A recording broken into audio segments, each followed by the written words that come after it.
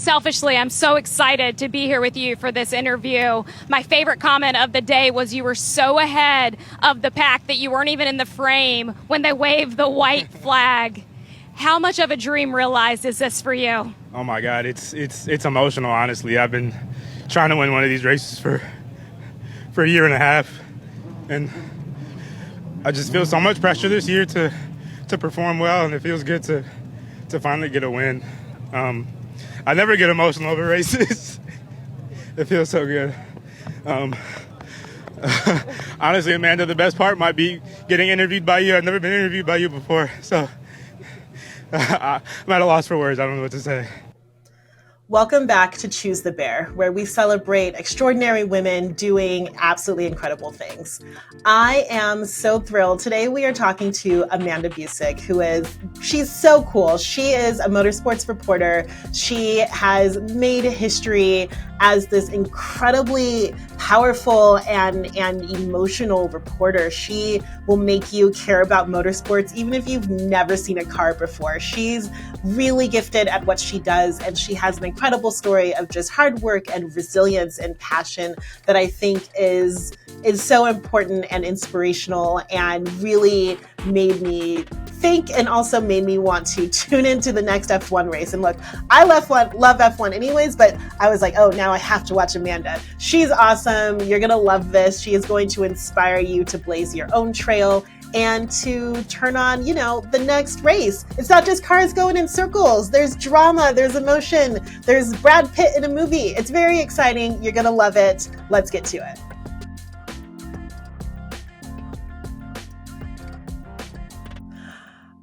Well, hello everyone. I'm so excited. One of the things that I really want to do in this season of Choose the Bear is interview women who are breaking ground in male-dominated fields. And I am here with the absolute queen of motorsports journalism, the incredible Amanda Busick, who, even if you don't watch motorsports, you've definitely seen her. She's everywhere. I'm so excited to have you. Thanks, Amanda. Well, thanks, Kat. It was a treat to get the email from you. It was without a hesitation I joined. That's amazing. And so let's start. I like to just let people introduce themselves. So tell us, who are you? What do you do? It's funny. I was at a racetrack last week. Shocking. I was at a racetrack last week, and we were going around the room of saying, what would people think of you if they just knew you from social media? And the consensus was that I work a lot. So, no, but I do. I absolutely love what I do. I feel so grateful. I think back, it wasn't long ago when I was waiting tables to take an unpaid internship, or I was taking trash out of the television truck, or, even when I was still working some of the series that I work now, still doing production stuff on the side. One, because I just love being around live production and working in a television truck and seeing all the magic behind the curtain. But no, it's every experience is new, but the same, right? Like, you get to travel with the same people, so it becomes your work family. But living in the world of motorsports, it's so unpredictable. No day at the office is the same, as I was just saying. But so that's me. I work a lot. I cover a lot of different motorsports. But at the root of it, it's the ability to have human connection with people that are doing some really gnarly stuff. Yeah, well, and it makes sense that you say that, because you really are one of the most recognizable faces in motorsports. And I was just watching the video when you were interviewing the totally adorable Weston Workman, who I just won a race, and he just seemed like he couldn't even believe he'd won. But it felt more excited about being interviewed by you than by the fact that he even won. He's like, I've never talked to you before. And he was so excited. And I really thought, what did it take? I was actually just talking to someone today about the early days of the internships when you're getting coffee for everyone. I used to say I could repair any copy machine in the Western Hemisphere, right? You did all that work, but you have done that in an industry that's really difficult for anybody to break into, but particularly for a woman, and to have worked your way up to a point where a guy wins a race and he's as excited about being interviewed by you as he is about winning is huge. Tell us about what that journey was like.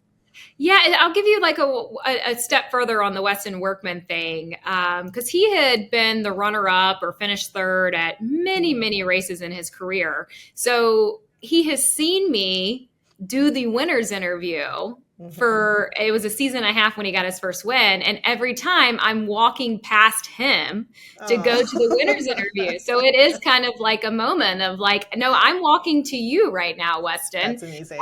So no, it was, the whole thing was wonderful. It's funny now, me and his dad, Wesley, we have a connection because as Weston was still getting off the track to come to us where the interview was going to happen, his dad comes like pulling in so fast, like almost wrecks the golf cart. So it's just all the things that you see that go around it. So yeah, that's the background of just kind of getting to that moment of, here I'm at this place in my career where it's an honor and a privilege for me to kind of be part of these memories and moments that someone will have for a lifetime. You've seen the hard work, you've seen the effort, you've seen the failures, the success. And I liken that a lot to even my own story. So back to the unpaid internships or back to those entry-level jobs where you're making $27,000 to live in Chicago. I don't come from a financial background. I don't have a last name in the industry. So I would get out of the studio and I'd go work at a restaurant until 2 a.m. and turn back around and be back at the studio at 7 a.m. It's just, it's what you had to do. So kind of, I look at it where I am now, there's such a foundation of what I've done that even if I all lost it tomorrow, or let's say that my career, I was just talking to a friend about this earlier this morning, because I think just as ambitious individuals, we're always like, what's next? What's next? Yeah. What's next? If nothing changed, I could say I did it. Mm-hmm. And I think all of that is rooted in being that starry-eyed intern that gets to hand deliver contracts to CBS on behalf of Vern Lundquist, or the person that I'm working for, this guy, Chris Sparrow, who used to be with ESPN. I think he just saw my hunger, saw my initiative, and he would put me on random shows to be a runner across the country. And I would pay my travel, just to be there. And then you meet people on sets and it just kind of all adds up. But I have to honor that girl in who I am now. And I think that's the path of it. I love that. And particularly thinking about, when we're looking at, even in motorsports, there's so many awesome women coming up in racing. There's so many women following your footsteps into motorsports journalism. And there's all of these spaces where we're seeing more and more women. And I think one of the great things about social media is like, the women who are in motorsports are able to build an audience without depending on the mainstream media, which may ignore them. And you can see the drive that they have, knowing that it's going to be harder for them than it is for the men. And they're just, working so hard, and it's so inspirational. How have you seen that the sort of trail of women and the prospects of women in motorsports change over the years? Yeah, no, I think so. Definitely for women in motorsports, we've been part of a collective for the last 4 years now. Well, actually it started in COVID, but every December off season, we'll do this Women with Drive Summit. It's in Indianapolis. And last year alone, there were 700 women from across the spectrum of motorsports and automotive. You could have a C-level executive in the room. You could have an intern in the room. We had a lot of interns and students in the room, to those entry-level employees, to someone working, maybe at our stage of our career. And what I love about it is you come back year by year and you can see like the changes that have happened in the room. Maybe someone knew someone in the room and now they work for them, or there's a different opportunity that's existed. I actually would say that even some of my own opportunities have come from in the room of, someone might need, I have the privilege of hosting the event, but I've had a couple times where someone needs a host for one of their own corporate events, and I've gotten the call to come support and help out on that. For women in automotive and motorsports, I don't think that there could be a better time.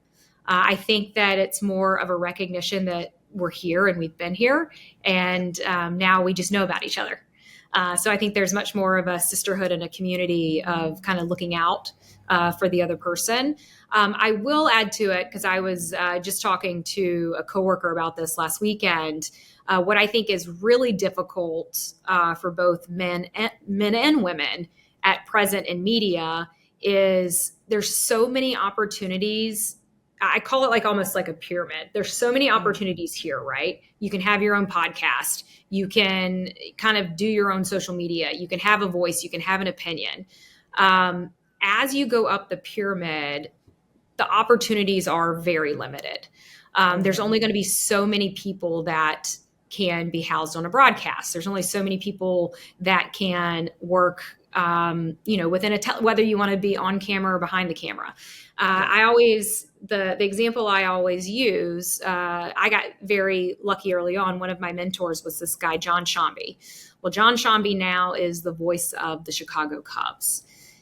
Oh, cool. You could want to be the voice of the Chicago Cubs. If John Shambi is the voice of the Chicago Cubs for the next 30 years, I'm sorry, you're not the voice of the Chicago Cubs.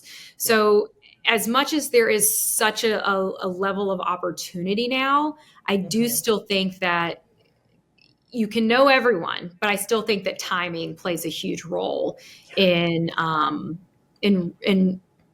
really, I don't want to say achieving, but I think that's what makes it so poignant or so important to continue to network, continue to make sure that you're relevant, continue to make sure that the second someone needs a fill-in because you can't work a show, they're calling you. And that's where opportunity breeds. Yeah. It's interesting because I think we do reach a point in our career where we see that bottleneck everywhere, right? Like there are only so many CEOs. And so you can be working your way up in a corporation and there may be 25 VPs, right? But there's one CEO, and it's so hard to get, like, not everybody can reach the mountaintop, right?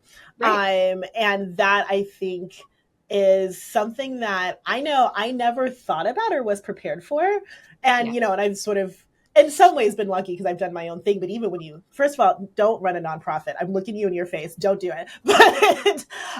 But even then, right, like there are, only so many organizations that can raise enough money or whatever. And you don't really think about when you're working your way up the career ladder, the fact that, there may actually be a place where it stops. And then what do? Do you diversify? Do you say, okay, well, I'm going to do this and a podcast or do my own thing or whatever? But that I feel is a thing that we're not talking about.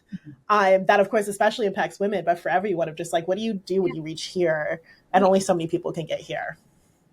Yeah, especially when we look at the world of content, right? Like anyone can be a content creator. There's so many areas of distribution.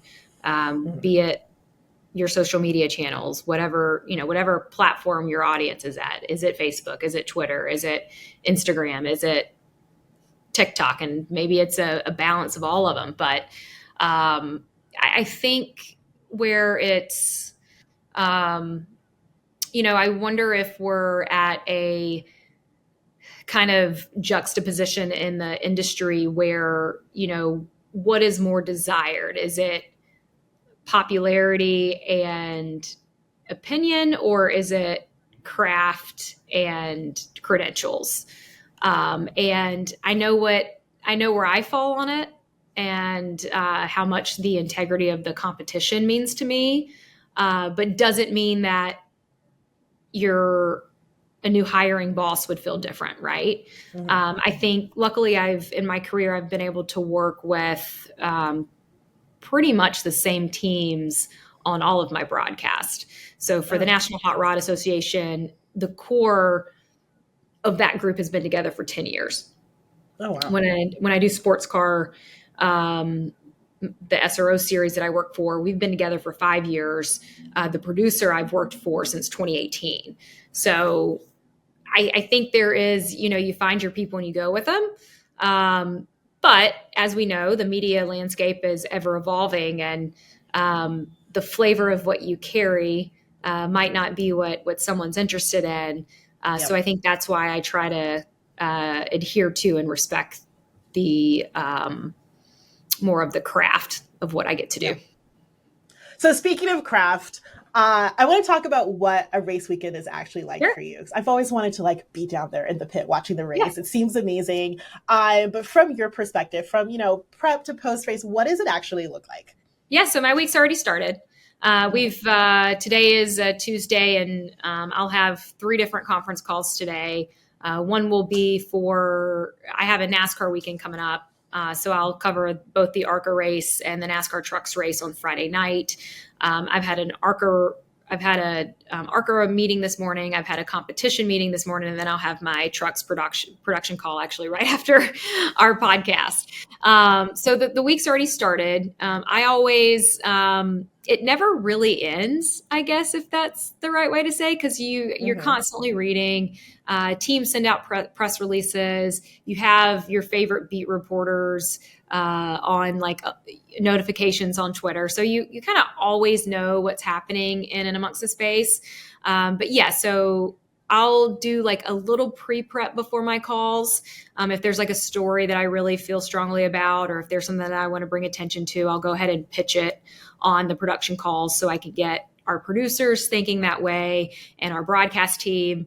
Come tomorrow, I'll start looking through stats on per individual, per records at the racetrack, just kind of get a more of a 30,000 foot view in my mind. For me, the prep is there so that the just in case. I would say probably, 83% of what I prep is not useful, but it's always there. The more I read, the more I study, the more I write things down, the more that it's there if I ever need it. Yeah. So that's kind of the week. Thursday, I'll go ahead and travel. Our races in upstate New York this weekend. The racetrack is Watkins Glen. It's a road course. I get to go there a couple times with other series as well, which is pretty cool.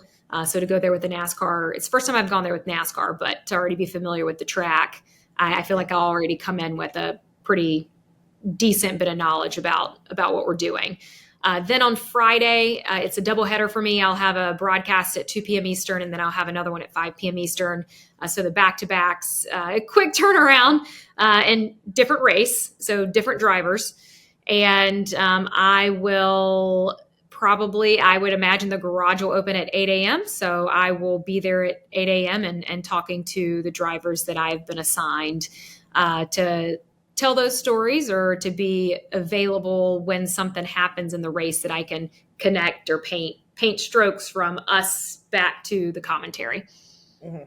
Well, and one of the things that I've noticed in your reporting is it's not dry. There's so much emotion, there's so much storytelling, there's so many arcs, and the drivers really seem to trust you and open up to you. How have you built that kind of trust that they're willing to do that? I think they see you put in the work. Mm-hmm. Yeah, I do. And I'm not saying that others don't. I hope everyone in my position really understands the privilege that we have to be able to access these drivers, access these individuals. And from the NHRA side, it's a reflection of tenure. I've been in that position 10 years now. So I almost know their lives. I've been with them for a decade. I can visually and vividly remember their best moments, their worst moments, championships, heartbreak. And I think to be able to share in a space with someone like that is so intimate to how they feel about themselves, how they feel about their success, how they feel about their disappointments. I think the natural connection and compassion is it's organic, it's created. Yeah. This is my third season working in NASCAR, and I get to work a series that you typically see drivers go through the different series. So I'll have the ARCA race and the trucks race this weekend. Well, some of my, in the truck series, some of these guys came from ARCA. So it's like, oh, Right. These are my guys. And you know the path and you know the journey. And I think they appreciate when you talk to them and knowing you've done your research. Yeah, for sure. That I think, especially these days, sort of seeing someone who cares and has put in the dedication and the time makes a difference. Have you noticed a change in the audience? I know it was just a few years ago, and suddenly I had, my friends being like, "Do you want to come over and watch F1?" And I was like, "When did all the girlies get into F1?" And I'm excited, and now like everyone's into it. But it's been this like for me, it felt like a real sudden change where all of a sudden, women were really watching motorsports in a way that I hadn't seen before. Have you noticed that change? Oh yeah, I think you could absolutely give credit to the F1 series on Netflix. I think Drive to Survive connected humans beyond just the competition. And it sold very well. And especially when you add in lifestyle and culture and, worldwide success and fame, it's made for TV, real life reality. They've done a great job. But I do think that has benefited all of us. I think that there is a gravitational kind of pull. I saw it from our entries into sports car racing. You see upticks in more cars on the track at a drag race or so. I think across the board, we've all benefited from the success of F1. That's exciting to hear. I'm waiting for Full Swing to do the same thing for women in golf. But like, I always wonder, as a person who just watches these things, like, okay, I love this series, but is this helping the industry? Is it hurting it? So it's good to hear that it's really helping. No, I think so for sure.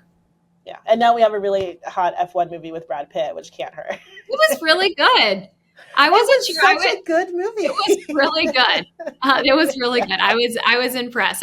You go in of like, but it was good. I enjoyed it. I was able to make, it's still a story, but it was good. I thought they did a really, really nice job.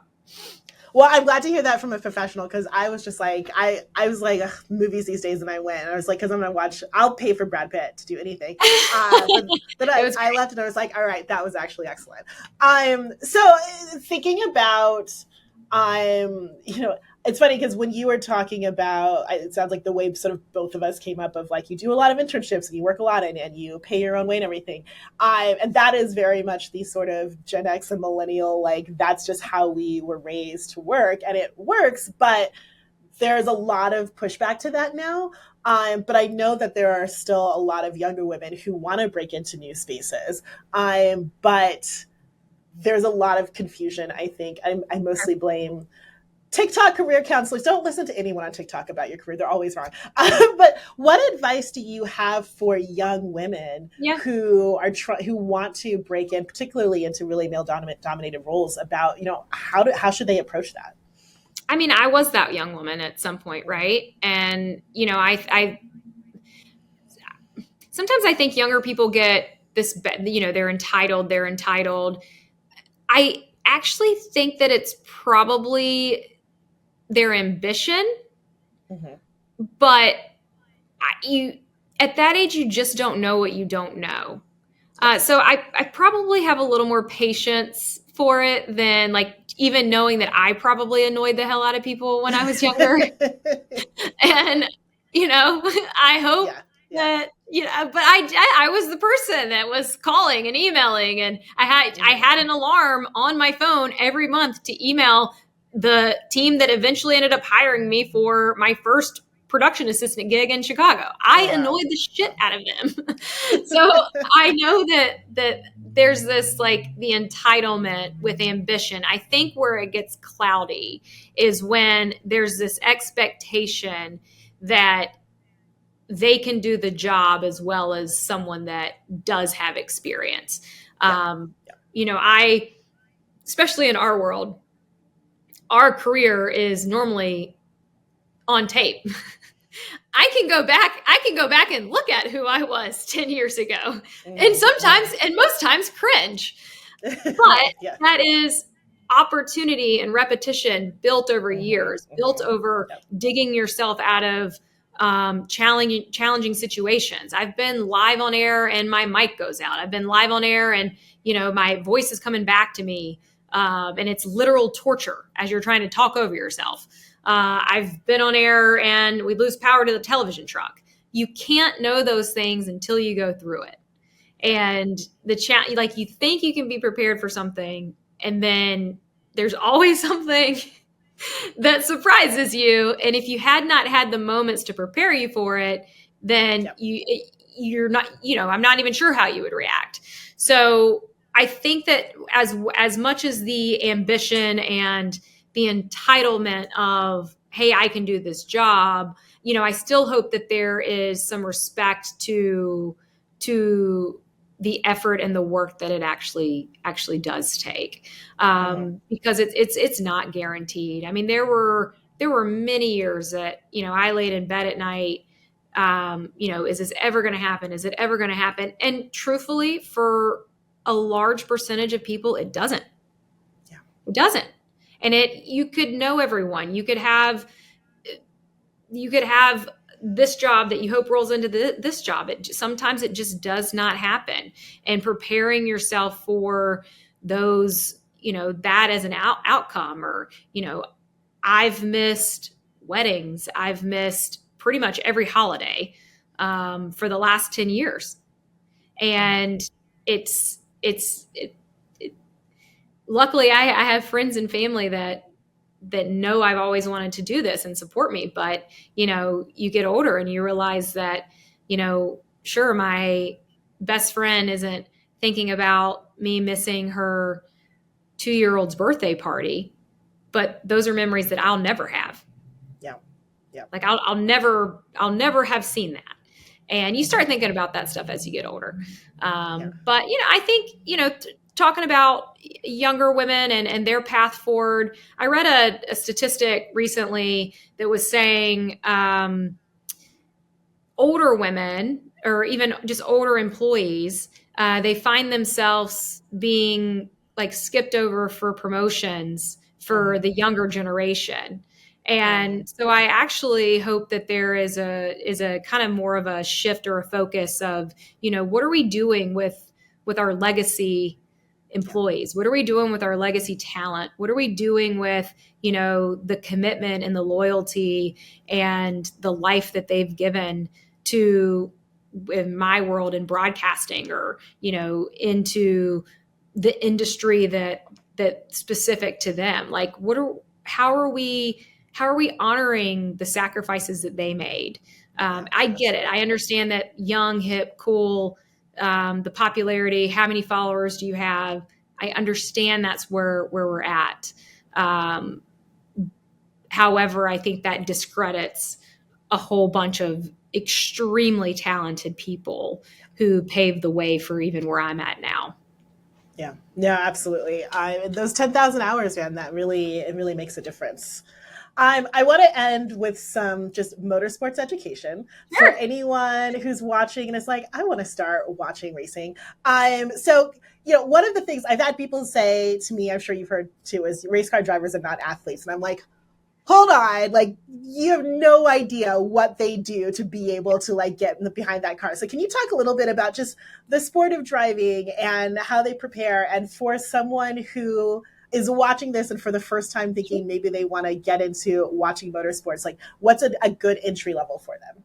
Yeah, no, I mean, especially now, I mean, race car drivers are athletes. We were, not this past weekend, but the weekend before, we were in Indianapolis for a NASCAR weekend, and it was probably mid 90s.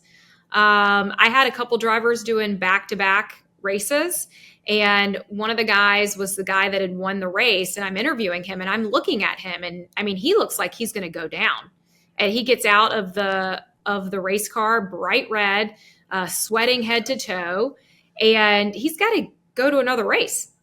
He's got to go get in another race that's longer and arguably, I don't want to say harder, but the competition's it's gonna be right at him, right? Mm-hmm. So when we got done with the interview, I said, take care of yourself, like get some fluid in you, because he leaves my interview and then it's press interviews, radio, print, all kinds of stuff, and it's like, man, this guy needs to he just needs to sit down and collect himself. But no, there's so many on the drag racing side, being fit, maintaining your weight. It allows, crew chiefs to be able to adjust weight elsewhere in your car. Reaction times that's more of like a mental health kind of standpoint. So I would say the best place to start in motorsports is just kind of go into it. I would say we all, across all the platforms, that there's, a love of speed that I think that is central. And I don't think that knows any bounds. Like it's, someone that loves speed, it's not based on age. It's not based on race. It's not based on gender. It's just like, whoa, that's really cool. And I want to see that again. Or, whoa, that felt really neat. I want to feel that again. So yeah, I would just get behind the helmet. I find broadcast, or especially when you have like pre-race shows and post-race shows, that's a good opportunity to get to know the drivers and who's competitive. But, beyond that, if there's certain drivers that you're attracted to from this person is from my hometown, or this person is interested in things that I am, go follow them on social media. That's a great way to get to connection of like, who's this person about and why do they do this? Yeah. Amanda, thank you so much for joining. It's so inspirational to talk to you. I'm so excited. I hope that everyone watching, obviously all Amanda's info will be linked below in the notes, etc. But check out Motorsports. It's fun. Watch F1 on Netflix. You will get addicted. They've done a really good job. But it is really fun. And there's so many awesome women really doing well in the sport that it's exciting to see. So thank you so much for joining. Thanks, Kat. Thanks for watching. Thank you so much, Amanda, for joining. It was such a thrill.